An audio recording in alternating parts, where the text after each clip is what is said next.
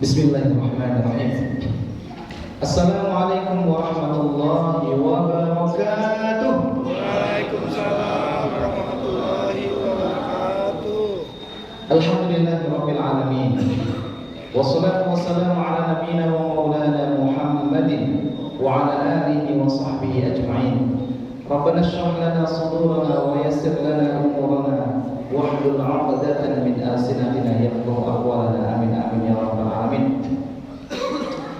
Apa kabar Bapak Ibu semuanya? Sahurnya sudah? Alhamdulillah rabbil alamin. Kita bersyukur kepada Allah Subhanahu wa taala pagi hari yang luar biasa ini. Allah Subhanahu wa taala masih memberikan kita kesempatan untuk sama-sama menghirup udara hari ke-11 bulan Ramadan. Bapak DKM yang benar-benar Allah muliakan, kita juga berterima kasih kepada beliau-beliau semuanya yang luar biasa mengidarah, mengurusi kita semuanya untuk bisa beribadah di bulan Ramadan. Semoga hajat-hajat beliau, Bapak DKM khususnya, Allah mudahkan dengan izin Allah. Amin amin ya rabbal alamin. Juga hajat-hajat kita semuanya, semoga yang Allah berikan cobaan berupa sakit, cobaan berupa kesempitan hidup, atau mungkin masalah dalam rumah tangga dan sebagainya, semoga Allah berikan jalan keluar. Al-Fatihah. A'udzubillahi minasyaitonir rajim. Bismillahirrahmanirrahim. Alhamdulillahirabbil alamin arrahmanir rahim maliki yaumiddin. Iyyaka na'budu wa iyyaka nasta'in. Ihdinas siratal mustaqim. Shiratal ladzina an'amta 'alaihim ghairil maghdubi 'alaihim waladdallin. Amin. Jamaah yang mudah-mudahan Allah muliakan, kasih pantun dulu. Tapi sekarang ada syaratnya. Syaratnya kalau bait yang pertama bilang apa? Cakep. Yang kedua oke. Udah siap? Cakep. Oke. Setelah itu semangat. Allahu Akbar. Oke? Cakep. Oke. Semangat. Allahu Akbar. Pergi ke sungai mencari ikan. Tidak lupa membawa kail. Oh para jamaah, mari kita rajin membaca Al-Quran sebelum dijemput malaikat Israil. Tazkirah untuk kita semuanya. Allah Subhanahu wa taala berfirman, "A'udzubillahi minasyaitonir rajim. Syahrul Ramadan alladzi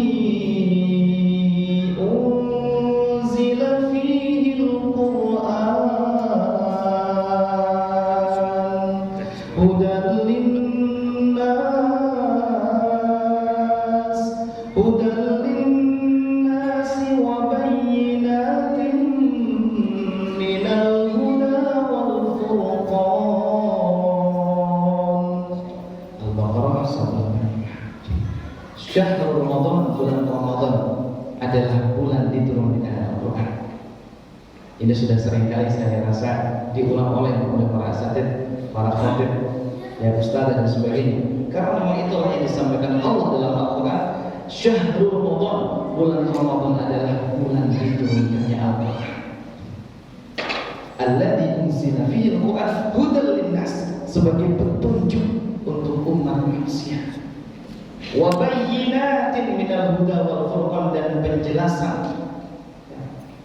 penjelasan atas perbedaan antara yang hak dan yang batil.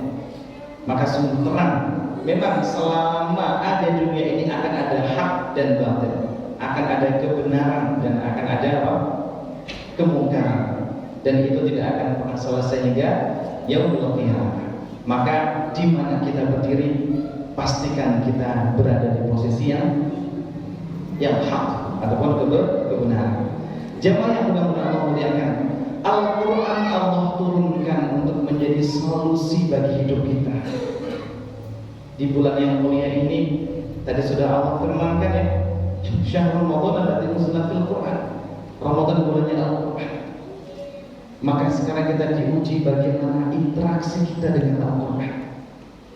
Mungkin selama 11 bulan yang lalu ada di antara kita yang sama sekali hatam sekali aja belum pernah. Tapi ada juga mungkin, Masya Allah, yang sudah istiqomah setiap bulan hatam. bahkan mungkin 2 kali khatam, 3 bulan sebagainya. Tapi Ramadan yang amat mulia ini, mari sama-sama jangan kita sia-siakan. Kita perbaiki interaksi kita dengan Al-Quran. Sudah sering disampaikan oleh para asatidz, para ulama bahwasanya semua yang ditempeli Al-Quran pasti akan menjadi mulia. Al-Quran turun kepada Nabi kita Muhammad SAW melalui siapa? Malaikat Jibril. Maka malaikat Jibril menjadi malaikat yang paling mulia di antara para malaikat. Turun kepada Nabi kita Muhammad SAW. Maka Nabi Muhammad adalah Nabi yang paling mulia di antara para nabi. Sayyidul Anbiya wal Mursalin. Turun di kota Mekah dan Madinah. 2 tempat itu adalah kota yang amat mulia dan paling mulia di antara semua kota yang ada di dunia ini. Bahkan sholat di Masjidil Haram pahalanya berapa? 100.000 kali lipat. Dan di Madinah, di Masjid Nabawi pahalanya 1000 kali lipat. Masya Allah. Semoga Allah Subhanahu wa taala meningkatkan kita yang belum berkunjung, semoga bisa berkunjung ke Masjidil Haram dan Masjid Nabawi, insyaallah ziarah ke makam Rasulullah SAW. Yang sudah, semoga Allah panggil kembali untuk bisa ke sana. Allahumma amin. Bapak Ibu yang Allah muliakan, maka bagaimana dengan kita? Bayangkan ketika seorang hamba Allah titipkan dalam jiwanya Al-Quran, di hatinya Al-Quran, di otaknya Al-Quran, kesehariannya bersama Al-Quran. Betapa mulianya hamba ini di sisi Allah Subhanahu wa taala. Tapi jemaah yang Allah muliakan, betapa banyak juga umat ini yang lalai dari Al-Quran. Bahkan saya pernah membaca survei untuk kelas membaca saja, membaca Al-Quran. Ternyata masih sangat banyak umat Islam di Indonesia itu yang belum bisa baca Al-Quran. Ini bukan berarti kemudian menjatuhkan orang yang belum bisa baca, tidak, justru menyemangati. Ada sebuah anekdot unik saya lihat di Instagram itu, ada kakek-kakek ditanya, "Kek, nanti kalau di alam kubur ditanya seperti ini, jawabnya gimana? Siapa Tuhanmu? Allah. Apa agamamu? Islam. Siapa nabimu? Muhammad SAW. Apa kitabmu? Al-Quran. Bisa baca nggak, Kek? Nggak bisa." Ya. Wala'alaikumsalam. Tapi insya Allah saya yakin yang di sini semuanya sudah semangat ya, dan sudah bisa baca Al-Quran. Tapi jika ada di antara kita ataupun keluarga kita yang ternyata kita tahu belum bisa baca Al-Quran, usianya berapapun, kita ajak sekarang untuk mendekat dengan Al-Quran. Saya teringat pesan yang amat mulia dulu ketika kami masih mondok di Darussalam Gontor Ponorogo. Hidup sekali, hiduplah yang berarti. Hidup kita itu memang sekali, gak akan kita ulang kembali ke dunia ini. Maka hiduplah yang berarti. Hidup sekali, masa kita gak bisa baca Al-Quran? Selama masih Allah kasih kesempatan bagi kita untuk belajar, maka mari kita belajar. Saya punya seorang murid, kalau dibilang secara duniawi, Masya Allah, beliau secara pangkat itu udah sangat tinggi, Masya Allah. Dulunya, sekarang sudah pensiun. Ya. Kemudian harapannya bagi Allah. Tapi qadarullah usianya sudah sekarang ini kurang lebih 75 tahun. Ya. Saya tidak menyebutkan namanya, tapi untuk kita ambil ibrah ataupun pelajaran. Sekian lama beliau ingin belajar, tapi kok belum, seakan-akan belum ada kesempatan. Sebenarnya mungkin karena semangatnya yang kurang waktu itu. Akhirnya alhamdulillah bisa berjumpa dengan kami, walaupun waktu itu masih online ya, karena masih masa-masa COVID. Saya tanya kepada dulu, "Bu, apa ibu sudah pernah khatam Al-Quran?" "Ya belum, Ustaz. Mau baca juga belum bisa." "Tapi saya pengen bisa baca. Saya setiap malam tahajud, Ustaz. Saya pengen minta sama Allah, ya Allah 10 akhir hayat saya, mampukan saya untuk membaca Al-Quran." Akhirnya apa? Bismillah, kita bimbing. Karena beliau belum lancar baca Al-Quran, kita mulai dari Iqra. Nah, Iqra 1 lumayan lancar, Iqra 2 sudah mulai agak-agak ngaca dikit, Iqra 3, 4 seterusnya Bismillah, lanjutkan saja. Tapi karena semangat beliau dan beliau ingin menghatamkan Al-Quran, ibu pengen hatam Al-Quran nggak? Ya pengen Ustaz. Mau saya kasih solusi? Boleh Ustaz. Jadi kalaupun kita belum bisa membaca, ibu bisa mendengarkan. Silakan setiap hari ibu dengarkan 1 juz Al-Quran atau 2 juz Al-Quran sampai hatam. Wah, semangat beliau ya. Dan setiap hari waktu itu ya, beliau melaporkan kepada saya WhatsApp, Ustaz, hari ini saya sudah mendengarkan Al-Quran 1 juz. Besoknya lebih semangat lagi, seterusnya sampai akhirnya itulah pertama kali dalam hidup beliau bisa hatam Al-Quran dengan mendengarkan. Nah, karena belum bisa baca, tapi setidaknya bisa mendengarkan. Dan sampai sekarang alhamdulillah masih terus belajar. Baca Al-Qurannya pun mungkin baru sampai Ali Imran, ya, baru sampai belum selesai surah Ali Imran dengan saya. Tapi Masya Allah luar biasa semangat beliau untuk bisa membaca Al-Quran dan menyelami isi Al-Quran. Maka kita yang masih lebih muda dari beliau, andai ada dari kita dan keluarga kita, tidak ada kata terlambat untuk belajar Al-Quran. Bahkan di sini ini ada Ustadz, ya, Masya Allah yang selalu stand by di sini, kita bisa belajar dengan beliau, ya, dengan Pak Kasbullah, Pak Anam dan sebagainya, Masya Allah, ya, Ustadz, Bapak TNI yang luar biasa di sini bisa belajar bareng mereka. Bapak Ibu yang mudah-mudahan Allah muliakan, Al-Quran adalah mukjizat tiada tara yang setiap orang yang mendapatkannya, setiap orang yang dalam jiwanya ada Al-Quran, pasti akan Allah muliakan dimanapun dia berada. Pasti akan Allah muliakan dimanapun dia. Al-Quran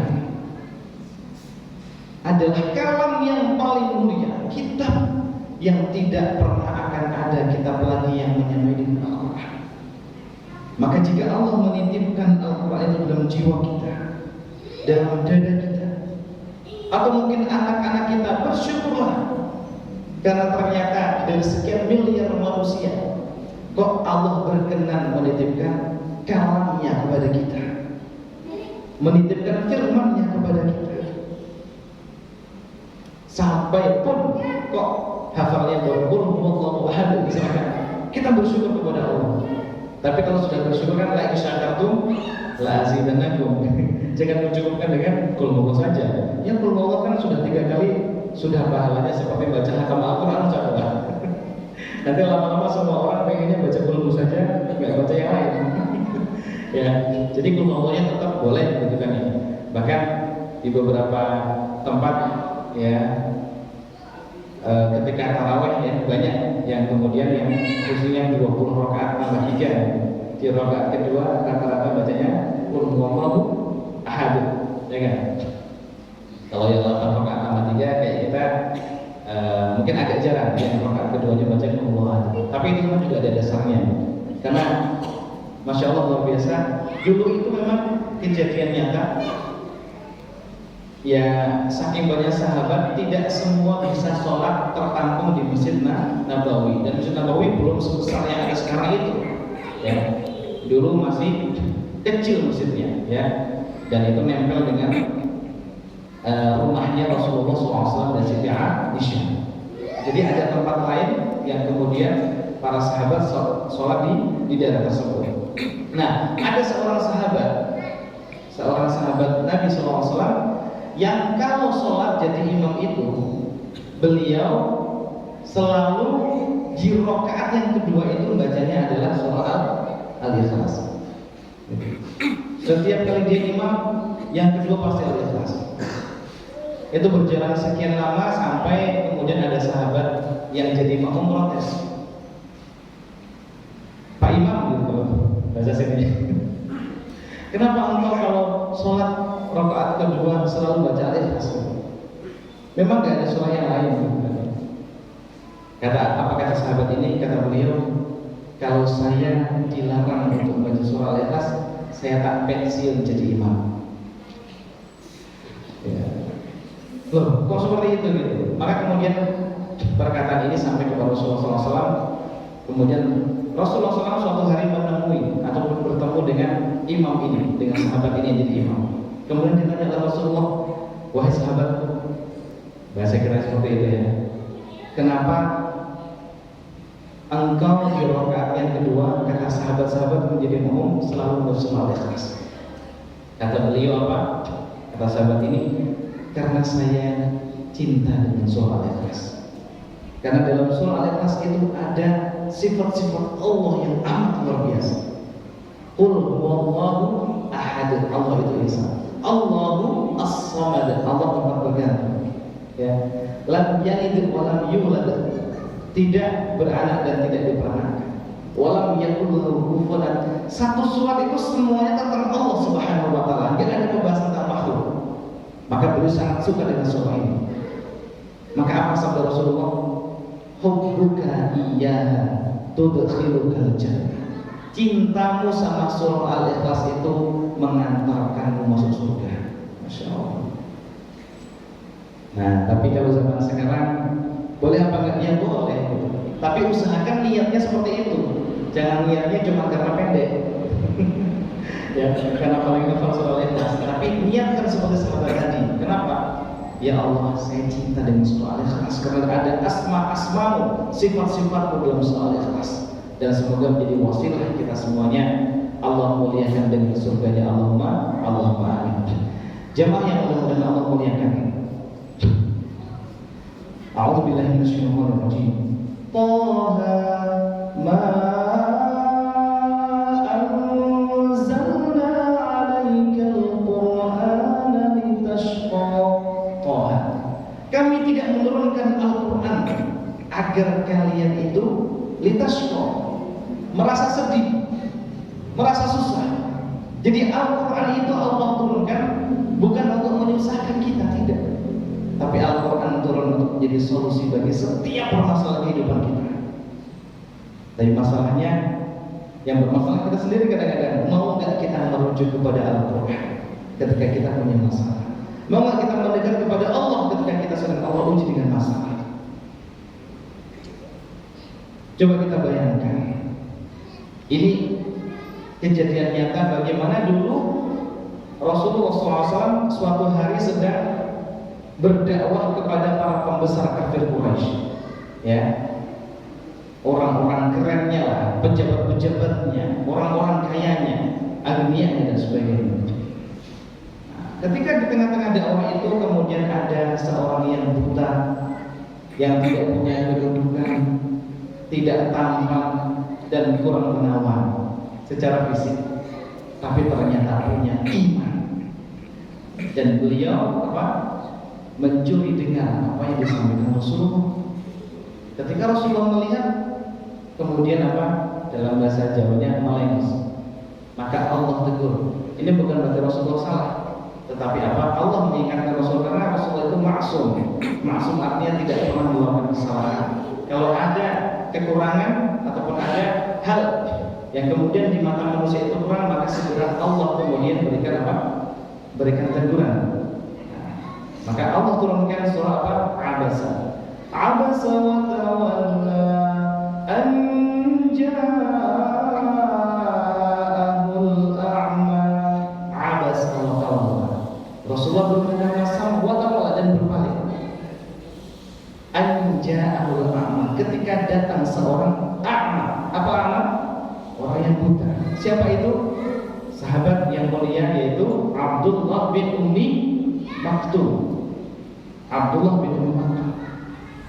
Tidak pernah ada yang menyangka ternyata dari sahabat ini, ya, wasilah sahabat ini, Islam menyebar luar biasa sampai sekarang seperti ini. Terutama Islam menyebar di Madinah. Jadi waktu itu Rasulullah SAW, ya, ketika mendapatkan teguran ini, kemudian Masya Allah melihat sosok yang amat luar biasa Abdullah bin Maktum. Belum banyak Al-Quran ataupun ayat yang dihafalkannya, tapi semangatnya untuk berdakwah menyebarkan Islam, agama Islam itu sangat luar biasa. Beliau bersama sahabat Mus'ab bin Umair diutus oleh Rasulullah SAW untuk berdakwah ke Madinah. Sebelum nanti suatu saat Rasulullah hijrah ke Madinah. Ternyata di Madinah sambutan masyarakat Madinah sangat luar biasa. Padahal yang dakwah siapa? Seorang yang buta matanya, tapi jernih hatinya. membawa kalam yang amat suci dari Rabb-Nya, Allah Subhanahu wa Ta'ala. Dulu ada suku Aus dan Khazraj di Madinah yang sudah berperang. Ada yang mengatakan puluhan tahun, ada bahkan mengatakan lebih dari 100 tahun. Bayangkan berperang lebih dari 100 tahun. Tapi ketika Al-Quran datang, Al-Quran disampaikan kepada mereka yang tadinya mereka bermusuhan, mereka kemudian melunak lembut dan mereka bersaudara kembali. Kalau sebuah suku, dua buah suku yang luar biasa, sekian tahun lamanya mereka bermusuhan saja bisa damai dengan Al-Quran. Pertanyaannya, kok kadang ada antara kita dengan saudara kita? Semoga bukan kita. Ada seseorang dengan saudaranya, ada seorang suami dengan istrinya atau istri dengan suaminya. Sudah diturunkan, dibacakan Al-Quran, tapi kenapa belum mau untuk berdamai? Apakah lebih kuat daripada dua suku yang ratusan tahun bermusuhan? Pertanyaannya bagaimana berinteraksinya dengan Al-Quran. Insya Allah orang yang interaksinya baik dengan Al-Quran, pribadi-pribadinya rajin membaca Al-Quran, memahami Al-Quran, Allah berikan kelapangan hati, Allah berikan dalam bibirnya senyuman, ya. Jadi orang yang ahli Quran insya Allah wajahnya berseri-seri dan dikit-dikit senyum, tapi bukan senyum dikit-dikit. Ya. Maksudnya apa? Ketika bertemu dengan orang lain itu sumeh, gitu kalau bahasa Jawa, murah senyum. Ya. Tapi ketika mentadabburi Al-Quran, bahkan ketika sholatnya, malamnya, qiyamnya, mungkin menangis bahkan kenapa? Karena mengetahui isi Al-Quran. Maka jamaah Allah Subhanahu wa Ta'ala, efek dari baca Al-Quran, efek terkecilnya di antaranya adalah insya Allah seorang yang dekat dengan Al-Quran hatinya akan bahagia. Kalau ada orang dekat dengan Al-Quran, katanya betul, baca Qurannya banyak, tapi kok mukanya itu merengut terus. Kalau ketemu orang nggak pernah ada senyum, itu jadi pertanyaan, sebenarnya betul nggak dia dekat sama Al-Quran? Kalau orang dekat dengan Al-Quran, insya Allah hatinya akan bahagia. Allah akan mudahkan urusan-urusannya. Namanya ujian akan ada saja ujian. Bahkan ujian akan menaikkan level seorang hamba. Tetapi apa? Kalau orang itu dekat dengan Al-Quran, Allah akan berikan petunjuk. Hudal linnas, petunjuk bagi umat manusia. Hudal lil muttaqin, petunjuk bagi orang-orang yang bertakwa. Maka jemaah yang mudah-mudahan Allah muliakan, kesempatan Ramadan yang mulia ini, mari kita gunakan untuk menjadi titik balik ataupun titik tolak bagi kita untuk bisa memperbaiki interaksi kita dengan Al-Quran. Jangan sampai Al-Quran hanya selesai bulan Ramadan ini saja, tapi kita lihat bulan setelahnya. Kita bisa lihat, kalau bulan ini mungkin ada sebagian yang buat mutabah atau evaluasi. Wah, hari ini sudah 1 juz, besok ambil 1 juz, dan seterusnya. Setelah Ramadan kita lihat, kalau itu bisa istiqomah sampai Ramadan berikutnya, maka tanda-tanda kebaikan itu sudah ada insya Allah dalam diri kita. Walaupun kita tidak boleh kemudian berbangga hati, wala'iyatubillah. Tapi setidaknya kita bersyukur kepada Allah, ternyata Ramadannya itu tidak berhenti apa? Ketika waktunya selesai, ketika bulan Ramadannya lewat, tetapi semangatnya selalu dibawa bulan demi bulan, tahun demi tahun, sehingga sepanjang tahun itu seakan-akan semangatnya semangat Ramadan, bukan musiman. Karena memang banyak ibadah musiman. Ya, tarawih juga termasuk ibadah musiman. Kenapa? Karena selain bulan Ramadan gak ada tarawih. Ya, pertanyaannya adalah, misalkan setelah bulan Ramadan itu yang sudah biasa tarawih, apakah kemudian masih qiyamul lail atau tidak? Bahkan walaupun hanya 2 rakaat, misalkan tambah 1 rakaat, kita kan mudah ya, alhamdulillah kita bareng-bareng juga setiap hari tarawih. Ada yang 20 tambah 3, ada yang 8 tambah 3, di Masjidil Haram 10 tambah 3, ya kan? Ada yang 30 sekian gitu kan. Sesuai dengan ini masing-masing, monggo, karena kalau dalam pembahasan fikih itu akan panjang, ya. Yang penting itu sholatnya gitu. Ya, monggo memilih yang mana silahkan, karena masing-masing punya hujah. Walaupun kalau dibahas secara detail nanti akan ada mana yang terkuat di antara pendapat-pendapat yang ada. Tapi momen sekarang ini Mari sama-sama kita gunakan untuk memperbaiki diri kita dan keluarga kita. Ya. Sebelum kami akhiri, ingat diri kita dan keluarga kita. Jadi jangan cukup mencukupkan dengan diri sendiri, karena semuanya itu bermuara dari keluarga.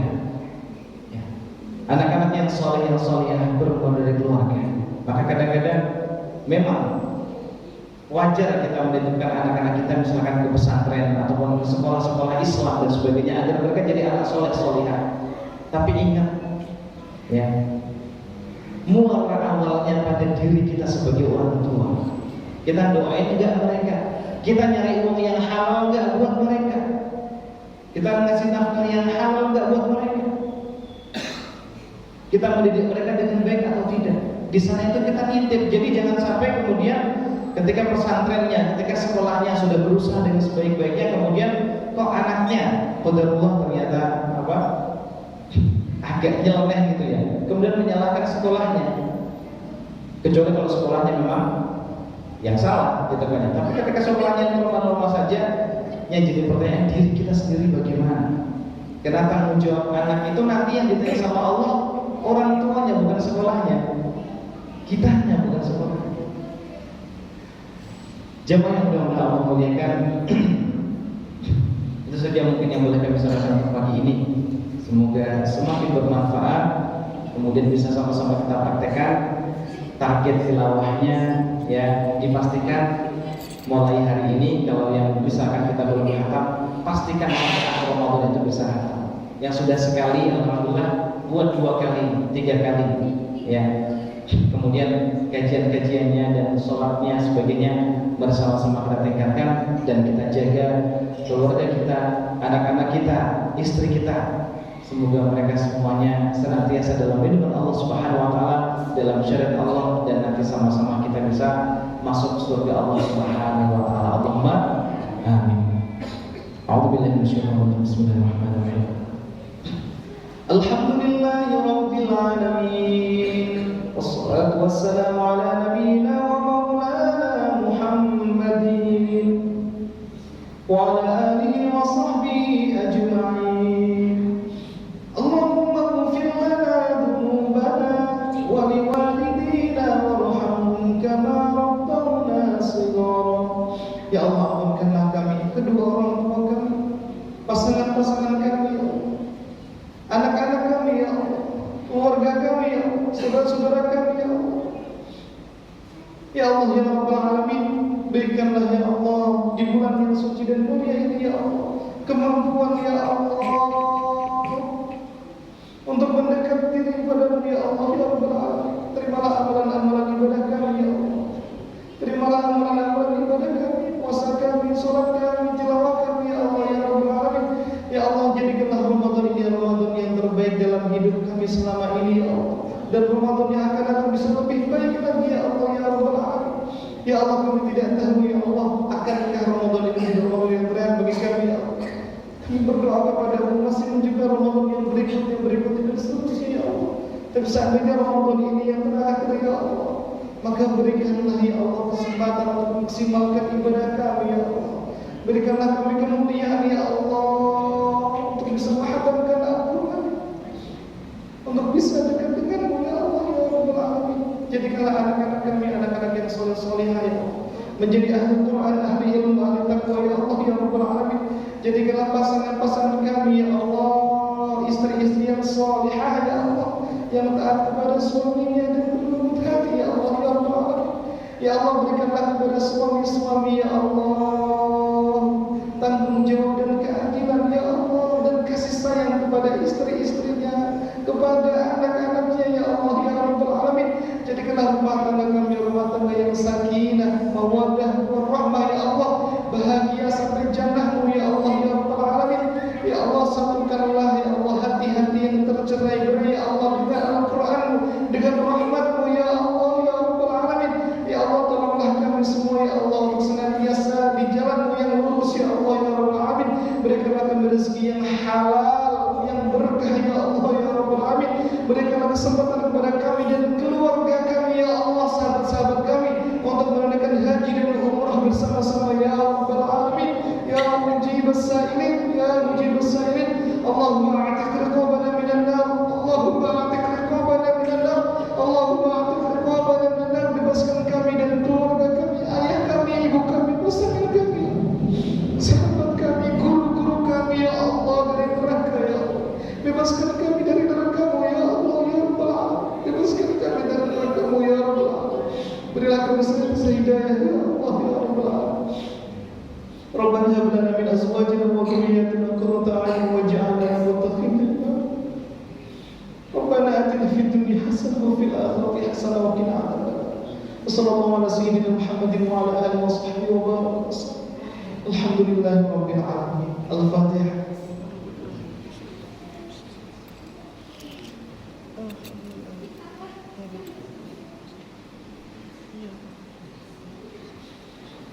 Jazakumullah khairan. Subhanallah wa bihamdihi asyhadu an la ilaha illa anta astaghfiruka wa atubu ilaik. Assalamualaikum warahmatullahi wabarakatuh.